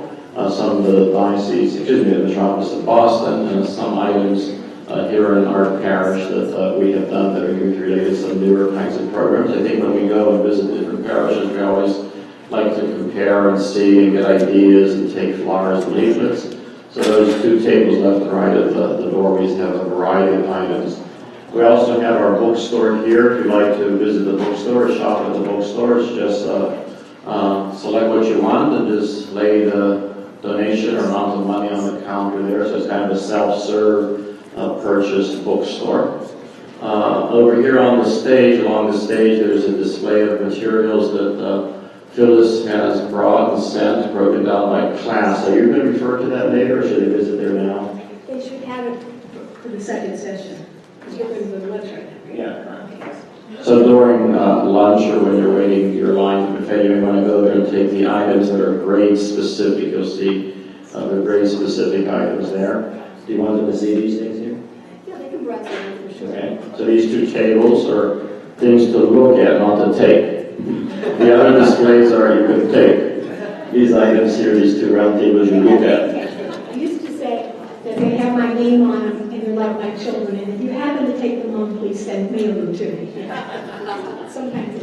And if you'd like, if you're interested in seeing the building, some of you said, where do you have classes at, Father Andrew? Technically, our classes are underneath this hall, plus straight ahead on the same level. We have classrooms on this level of the building, straight up that way. If you're interested in tour the building. If you want to go downstairs, it's a doorway. As soon as you go out these exit doors, a sharp left, and you'll see another door or an elevator. There's a door or elevator goes downstairs. There's 9 classrooms downstairs, 9 different areas, and we share nicely with Greek school. Downstairs tends to be Greek school and Sunday school. Upstairs is also a Sunday school or church school, the older grades. We have 6th grade through 12th upstairs, and the younger grades are downstairs. So those few things. Oh, and these 3 big posters way over there, planting seeds, just an idea. One of our parishioners came up with this idea, so I don't want you to think I came up with this. I'm not trying to present something that I created. But it was created by a lay person in our parish that said, Father, why don't we give some Orthodox trivia things at our festival while people are waiting in line to go to the food line? So we came up with these 3 questions that we thought people could relate to, and not to embarrass any other faith tradition. Rhode Island is filled with Catholics, but in particular questions about Orthodox clergy can be married. Our festival is connected to the Nativity of the Virgin Mary, so there's one of the posters there about the Virgin Mary, and the other one is about, I forget, what is that one on the right? Oh yeah, you have to be Greek to be Orthodox. Thank you, Nancy. Nancy, I'm on Greek. Reminding me of that one.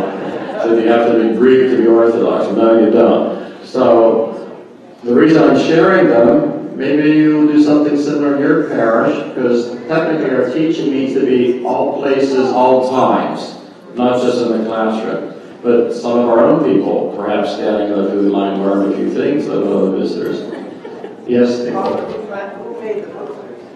Well, it was this particular lady in the parish, and a particular gentleman, Peter Mann, is pushing that cart right now, was one of them, and another lady named Dina Miko. So they gave me the question, I wrote the text, and they did the posters with it. You see photographs and etc., graphics and all that. I'd like to ask Father Georgie Konomo, who's here with us today. He's the priest at St. Spiridon Parish in Newport, if he would come and bless our lunch table.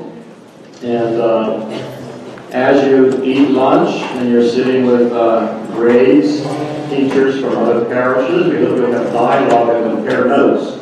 What you do with your parish, or how you address this topic. So that's why this was Phyllis's idea. And I like it, Phyllis. I think for the DOXA board, we should do this all the time. Phyllis asked that everyone sit by grade. So thank you, Phyllis, for the idea. Can we all recite the Lord's Prayer, please? Our Father, who art in heaven, hallowed be thy name. Thy kingdom come, thy will be done, on earth as it is in heaven. Give us this day our daily bread, and forgive us our trespasses, as we forgive those who trespass against us. And lead us not into temptation, but deliver us from evil. Glory be to the Father, and to the Son, and to the Holy Spirit. Now and ever, and unto ages of ages. Amen. Lord have mercy, Lord have mercy, Lord have mercy. Father, give the blessing. Heavenly Father, we ask that you bless us for the drink of this DOXA fellowship this day. We ask that you continue to bless us and guide us and strengthen us and enlighten us, so that we continue to do that ministry which you have given us to guide and nurture our children in the ways of our faith. The food that we are about to partake may be plentiful in the homes of all of us and throughout the world, for your holy now and ever, to the ages of ages. Amen. Calorix, buon appetito.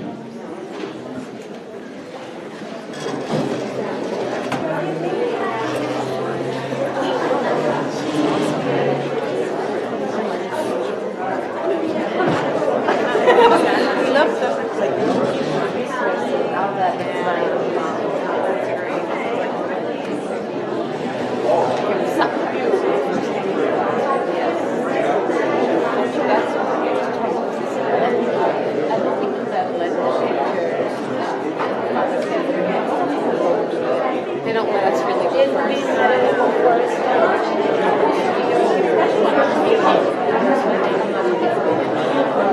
You know what? Sometimes they don't for that very Only this because I've seen people for like 40 days. I've seen people do I think they just got baptized because they got children. And I'm like, but you should keep they're the children. Because sometimes I just get stuck behind this way. Yes, it needs to go on. And I get that I have a children die. And I end up like being a leader in lost to where that's my other job. Yeah, there we go. See? No, I know. And I know, and I just, Tom and I have worked out well as quickly as I can. Yeah. But I get stuck behind I know other teachers let the teacher go. Yes. But I think even the ones that are even though the kids coming in and seeing it, they can get so distracted too.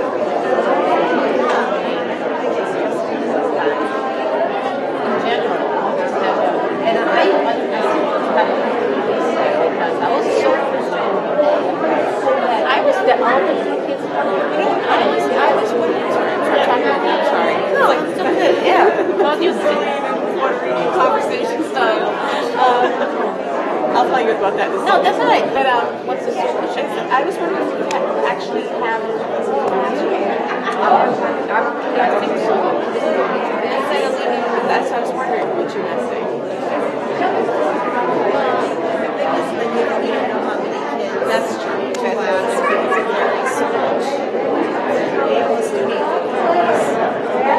Because the first thing I did ask Mary Maria to tell the whoever I did the coffee hour to make sure there's more because we have more kids now. Yeah, I was trying to about that.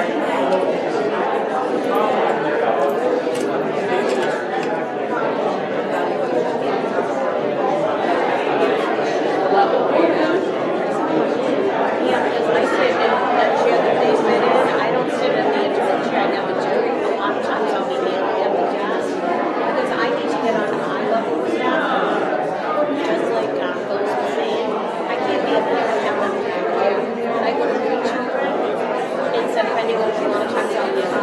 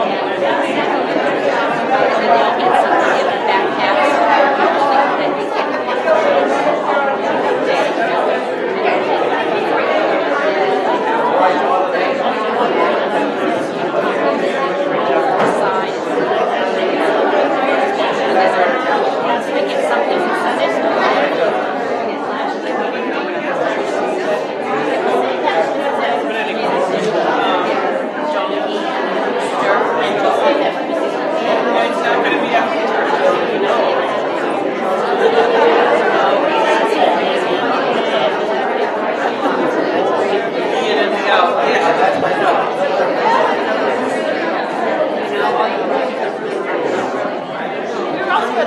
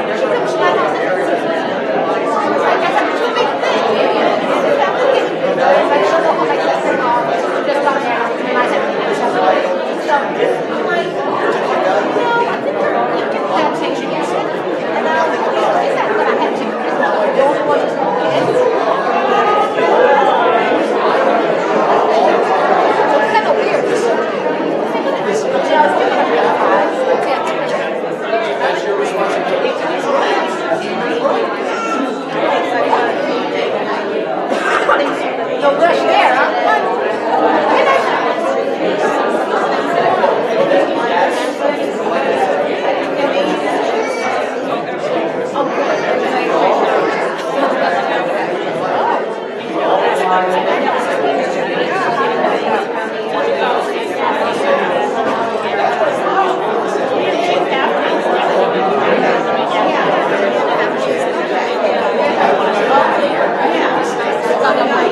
Yeah.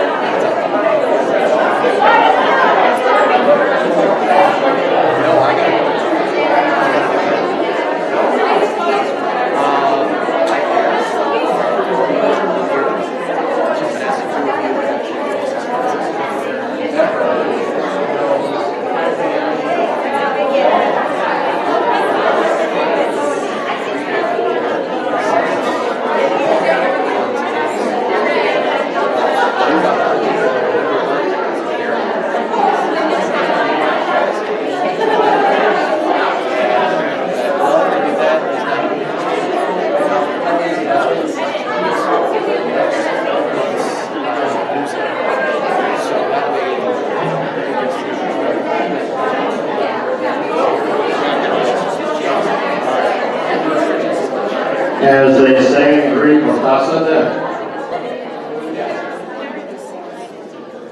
Ortasate, do you know what that means? What did Dimitri answer?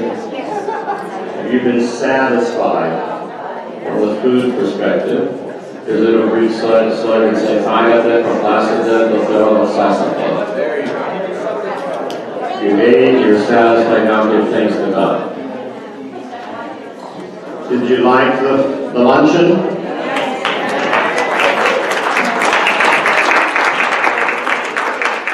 I thank those from our parish who are responsible to organize the food. We appreciate it greatly.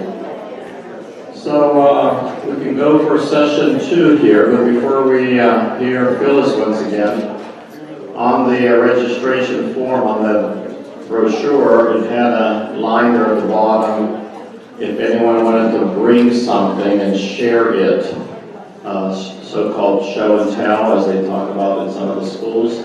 And I think my eye caught at least 3 registration forms that said they were going to bring something to show and tell, something that they've done. So I don't remember the names. I'm looking for those forms. I can't find the form, so Michael is one of them. If you know who you are, if you know who you are, and you said you brought or are going to bring something, so we'll give the microphone over to Michael Cisak, right? Michael Cisak from St. Spiro's Newport, Rhode Island. Michael? Thank you, Father. I already shared this with my guys that were at high school. If you're not aware of it, if you ever tried to make a crossword puzzle on the internet for free, I'm not sure why I tried it, and the only place I found that has a real good piece of software that does it, that's free, is the Discovery Channel. They have this website called discoveryeducation.com. You can make other kinds of puzzles. The only one I like is crossword puzzles. And it's actually puzzlemaker.discoveryeducation.com. I think if you just go to discoveryeducation.com. And I brought some of these, I gave them to the guys on the table. I have a few more, brought a couple examples.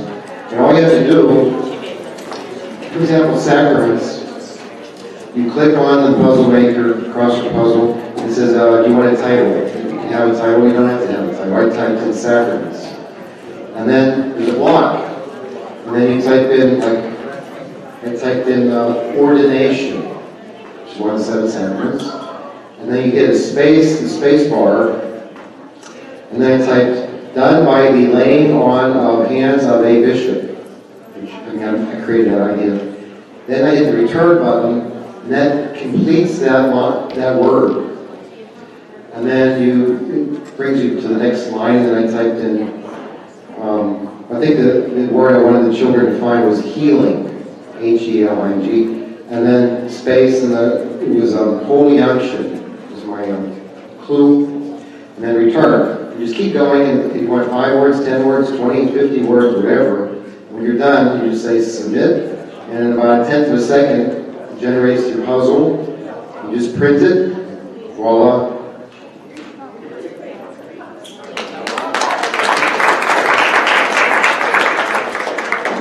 So that's just not learning, it's creating. Right? You learn something, everyone learns from it, and creating. Okay, now we have a mother and daughter that's going to do a show and tell. It's Maria and Anastasia Conklin from Cranston, Rhode Island. Maria is one of our church teachers, and Anastasia is one of our students. You're a student, right? Yeah, there you go. I thought so. Lower or higher on the microphone? Last year, Anastasia was in my Sunday school class, 4th grade, so we brought a few things that we made last year. She'll just walk around and show you. This is a little treasure box that we made, and during Lent, they had little discs of things that they did that were nice behavior, and every time they did something, they would put it into their treasure box. They would write it on it, so they had fun with that. Where did you find it? I found it on your website. Yeah, I found it on your website. No, absolutely. And we did it. I was going to say it, but you beat me to it. Yeah. And then this here is something that we do just to recreate the iconostasio in front of church. And the kids lay out the icons, and then their homework is to, next time they're in church, find what they made and find what they put on the front of their church scene. Help the kids understand that every church is designed the same way and what each icon is. And then just something little, but we made a little I love you card for their moms on Thanksgiving. It was just, on Mother's Day. It was cute.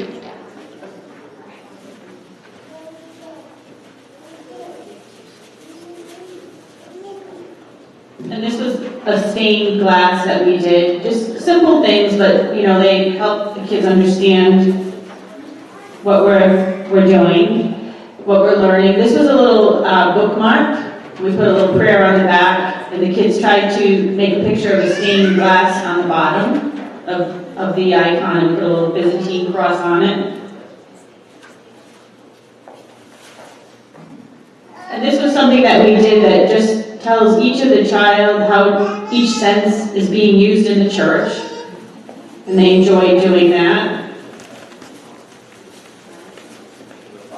The 5 senses, yep. And this here is a little medallion of Panagia, and you can pass that around. That's made out of clay, and the stamp is available to you. We had bought it from a Vacation Bible School kit, but you can buy it, and it's an easy way to make a little stamp. You can make it into anything that you want. And then this is just something that we did where they traced on aluminum foil and a piece of cardboard. They each picked an icon. And Anastasia had picked Panagia, and she traced it on there and then just used some markers to highlight it.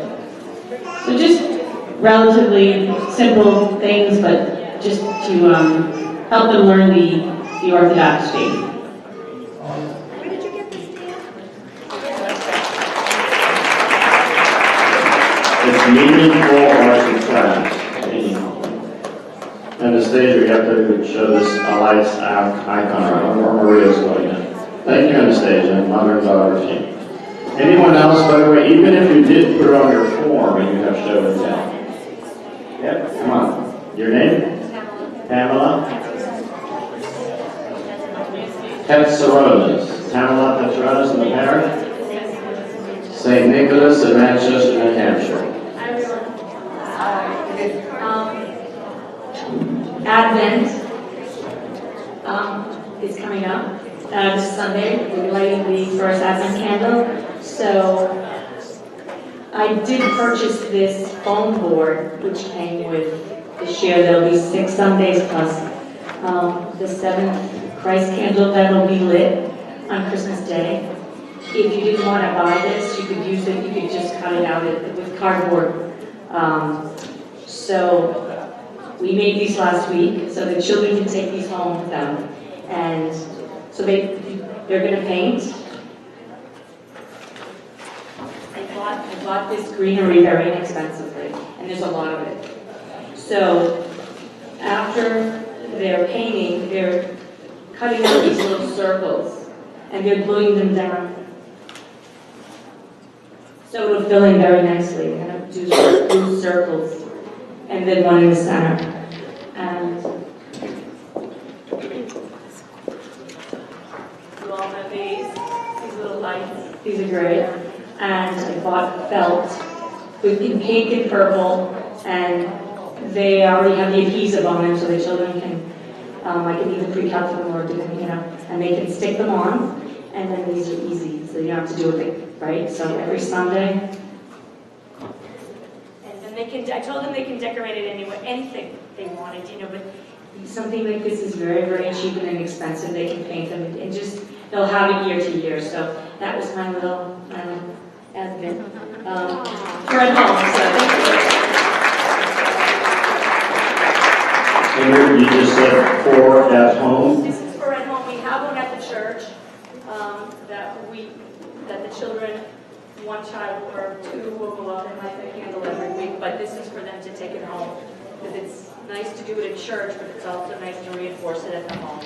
So Absolutely. Remember, the children are in the home more than they are in church, so in-home projects If I may add, of course, admin started yesterday for us as Orthodox, or we say the Christmas Lent.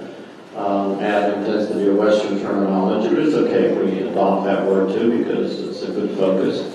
But we need a lot of that, because we know what's going on in society against Christmas or against, Christianity. So we need to uplift this, prepare for a time to really focus in on Christ and His nativity ahead. So anything and everything that can be a creative nature in your own ways is good to do. It's good to do. And of course, there's a lot of resources out about that, but we really need to focus on it.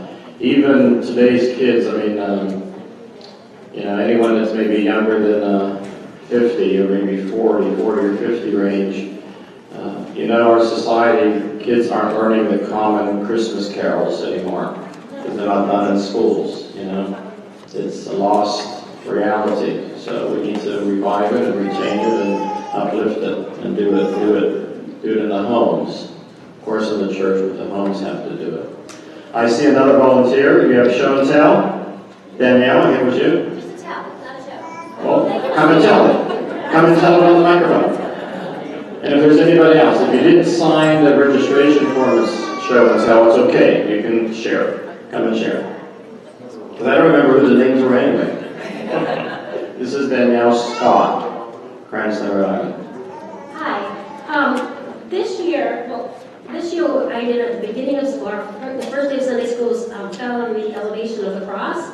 And so I was trying to come up with, the first day of school activity. And what we did is had each of the children just write their names. So I'm in second grade.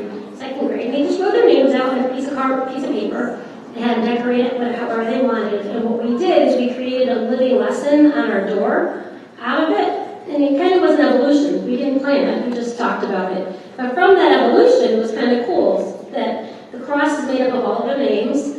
And then I cut out little basil after the fact and put the basil growing on the ground. Everything about that lesson in St. Helen is up on that door. And what I decided to do is leave it there for the year. And we talk about it every so often, you look at it all year long. And I'm thinking that by the end of the year, hopefully they'll remember the elevation of the cross and certain aspects of it. And then I thought, how cool would it be if each grade picked one, or did something like that, or they did a living lesson for one of the holy feast days that we're celebrating.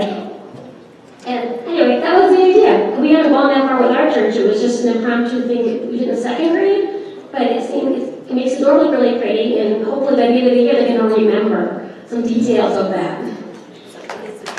It's on our passion board now in second grade, so anyone wants to take a peek at that door. There's also a big ping pong table down there because they're used our room is used for many things, and they just kind of enjoy activity. But by tomorrow that'll be perfect, it'll be reassembled and everything will be great. But you're interested in seeing that. I just asked Father if he was good at ping pong. That's why I was whispering on the side. So he said the kids win, but he'll beat me. So that's. We have one more reflection. I'm going to ask Nectar Wizakis to come up and talk about the project that they did in the church school 7th grade and 8th grade class after. This is Ioannis Moussatos, doctor from Arlington, Massachusetts. Okay, thank you, Father. I just wanted to share an experience we had last Holy Friday. We do a Holy Friday retreat with all of our children, and the first thing we realize is that most of the children that attend are actually the younger ones. And the older ones, when they do come, they just want to work with the flowers and the candles and so on. So for this year, we decided we're going to just actually focus on the little ones. And for the first time, actually, we said, most of the kids actually now coming during Holy Week because the services are long in the evening, they stay up late and so on. So let's try to give them a better experience about what this Holy Week is all about and what do we do. So we had them actually reenact the whole passion of Christ from the time where they took Christ down from the cross. We had our own, we made but we had to actually do it in the morning. So it was a very moving experience to see these little children, and little, anywhere from really preschool to about, 5th or 6th grade. So they took Christ down from the cross, and then they actually processed. And we started from the choir loft, so that was level 1, where they took Christ down the cross, and they proceeded on the main floor of the church, where actually we had a little mini epitaph for them to put together. And they put the mini epitaph together, and they actually carried it out to the 3rd level of the church, which was the main entrance. They came in. I had spent a few hours at home and made a tomb of Christ. So we had something that looked like a tomb. They took the wrapped Christ, they put it in there, then they rolled a stone in front of it themselves. We made it out of some sheetrock. We cut out the sheetrock round, we painted it and so on. They rolled it in. And then the parent donated flowers. So each one was carrying a flower, and they walked, and they stepped in front of the tomb, they put the flowers down, and then we all together had a small set of the epitaphal prayers that we see on Holy Friday, and we said them all together. Just a few of the lamentations, so that they could actually participate in that, because on Holy Friday, probably they don't know, and we're doing it in Greek and so on. This was all in English, small, short prayers.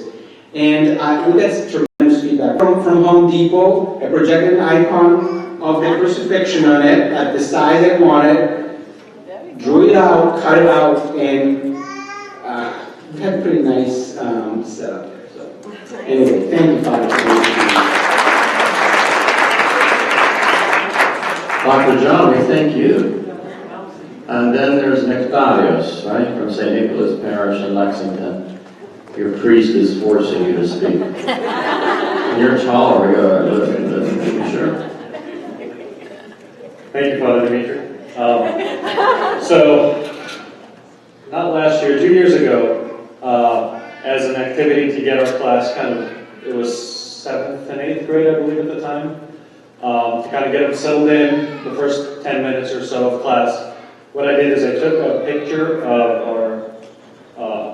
the icon of St. Nicholas on our iconostasi, and I blew it up into a huge size, about 4 pages wide, about 5 pages tall, and just outlined it. And we took some construction paper, and we had them cut little pieces and kind of make a mosaic of the icon. And we did it 10 minutes a day, every Sunday, and then eventually we completed the icon. And then we got it framed, and now it's hanging on the stairway as you're going down into the Sunday school classes. And it's kind of, their artwork, their work right there. We had them sign it at the corner as they go down for class. So I think that worked very well.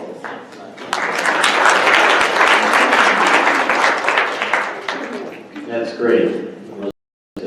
Dated, although you said the kids have signed it, so they put the date, the year that was done. Any other show and tell, or just, although you said the kids have signed it, so they put the date, the year that was done. Any other show and tell, or just, although you said the kids have signed it, so they put the date, the year that was done. Any other show and tell, or just, although you said the kids have signed it, so they put the date, the year that was done. Any other show and tell, or just, although you said the kids have signed it, so they put the date, the year that was done. Any other show and tell, or just